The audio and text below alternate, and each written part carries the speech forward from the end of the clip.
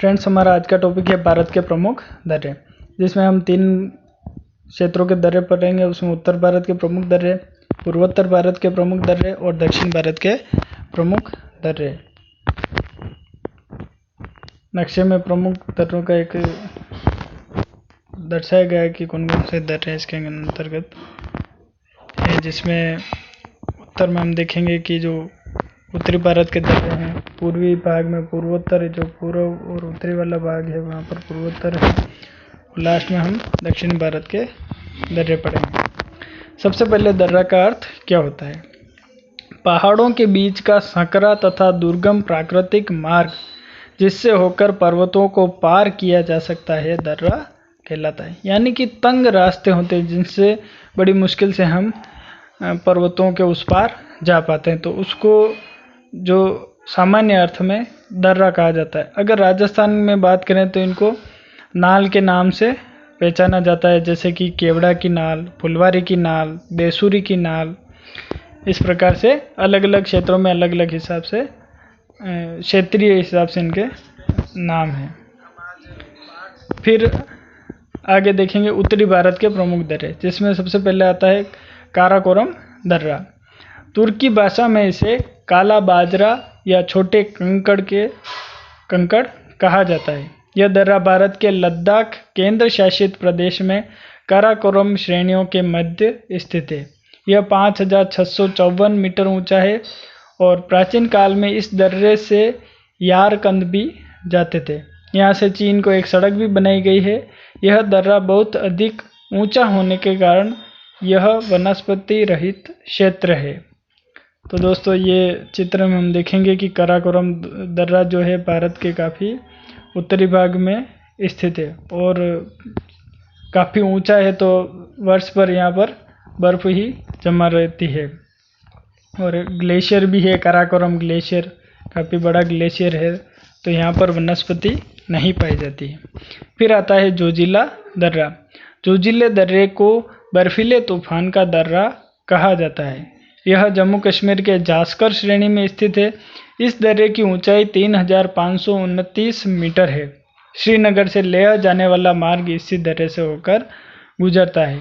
यह दर्रा सर्दियों के मौसम में बंद रहता है। वर्ष भर आवागमन के लिए यहाँ पर जोजिला टनल का निर्माण किया जा रहा है।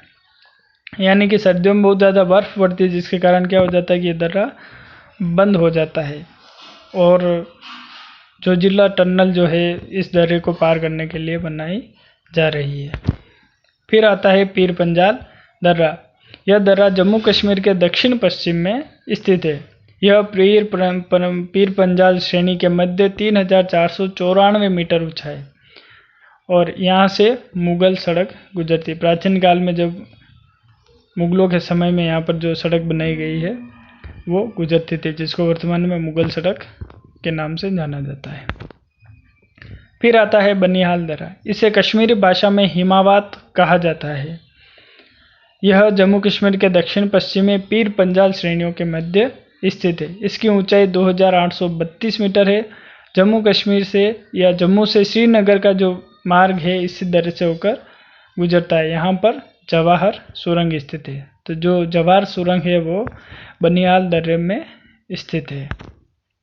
फिर है शिपकीला। हिमाचल प्रदेश के जास्कर श्रेणी में यह दर्रा स्थित है।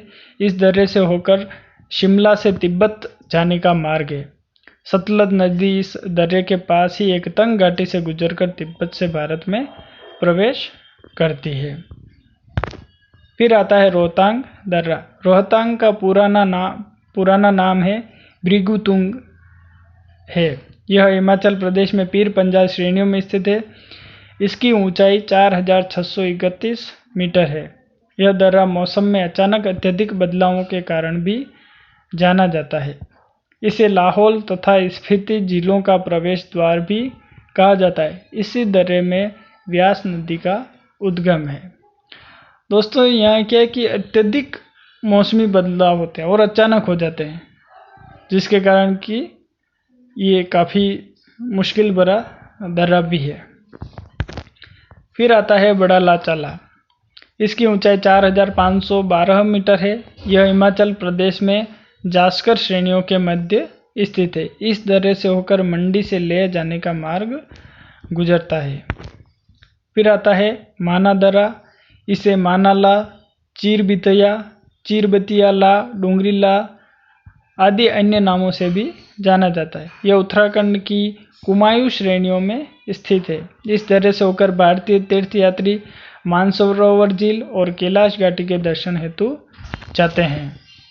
नीति दर्रा। यह दर्रा भी उत्तराखंड के कुमायूं प्रदेश में स्थित है। यहाँ से भी मानसरोवर झील और कैलाश घाटी जाने का मार्ग खुलता है। दोस्तों ये तो थे उत्तरी भारत के दर्रे। अब अगला आता है पूर्वोत्तर भारत के दर्रे, जिसमें आता है सबसे पहले नाथुला। यह दर्रा सिक्किम राज्य के डोगेकिया श्रेणी में स्थित है। यहाँ से दार्जिलिंग और चुम्बी घाटी होकर तिब्बत जाने का मार्ग है। यह भारत चीन युद्ध में अपने सामरिक महत्व के कारण चर्चित रहा था। अगला आता है जेलेपला। यह दर्रा भी सिक्किम राज्य में स्थित है। भूटान जाने वाला मार्ग इसी दर्रे से होकर गुजरता है। यहाँ से भी दार्जिलिंग और चुम्बी घाटी होकर तिब्बत जाने का मार्ग है। अगला आता है बोमडिल्ला। यह दर्रा भारत के अरुणाचल प्रदेश राज्य के उत्तर पश्चिम भाग में स्थित है। बोमडिल्ला से तवांग होकर तिब्बत जाने का मार्ग है। फिर आता है यांग्याप दर्रा। यह दर्रा अरुणाचल प्रदेश के उत्तर पूर्व में स्थित है। इसके पास ही ब्रह्मपुत्र नदी भारत में प्रवेश करती है। यहाँ से चीन के लिए मार्ग भी खुलता है। फिर आता है दीफू दर्रा। यह अरुणाचल प्रदेश के पूर्व में म्यांमार सीमा पर स्थित एक दर्रा है। फिर है पांगसाट दर्रा। यह अरुणाचल प्रदेश के दक्षिण पूर्व में म्यांमार सीमा पर स्थित है। डिब्रूगढ़ से म्यांमार जाने वाला मार्ग इसी दर्रे से होकर गुजरता है। भारत को बर्मा से जोड़ने वाली लेडो रोड इसी दर्रे से होकर गुजरती है। फिर है तुजू दर्रा।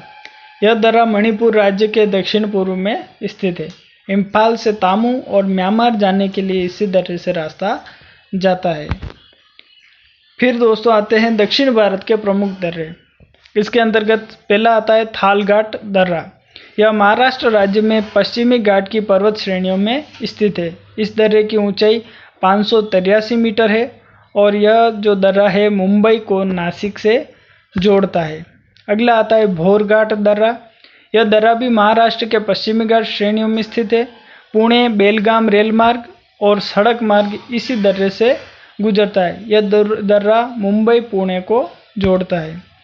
फिर आता है पालघाट दर्रा। यह दर्रा केरल राज्य के मध्य पूर्व में नीलगिरी की पहाड़ियों में स्थित है। इसकी ऊंचाई 305 मीटर है। कालीकट त्रिचौर से कोयम्बटूर इंदौर के रेल व सड़क मार्ग इसी दर्रे से होकर गुजरते हैं। तो दोस्तों ये थे भारत के प्रमुख दर्रे। धन्यवाद।